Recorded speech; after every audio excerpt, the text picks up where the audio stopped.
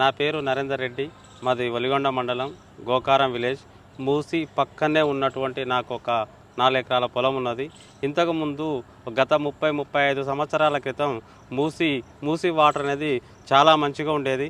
గొడ్డు గోదా బర్రె కానీ, మనుషులు కానీ, పొలాల కాపర్లు కానీ, గొర్రె కాపర్లు కానీ అక్కడికి వెళ్ళినప్పుడు, మూసీలోకి వెళ్ళినప్పుడు అవే వాటర్ తాగేవారు.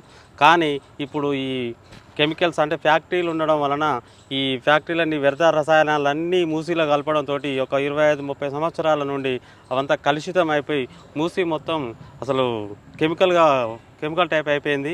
ఇప్పుడు ఇంతకుముందు గత 10 సంవత్సరాల నుండి కూడా ప్రభుత్వం పట్టించుకోకపోవడంతో మూసీ ప్రక్షాళన చేయాలన్న ఉద్దేశం ఒక రేవంత్ రెడ్డి గారు మంచి ఆలోచన తెచ్చి, రేవంత్ రెడ్డి గారు మాకు 2000 కోట్ల బడ్జెట్ని రిలీజ్ చేసిండు.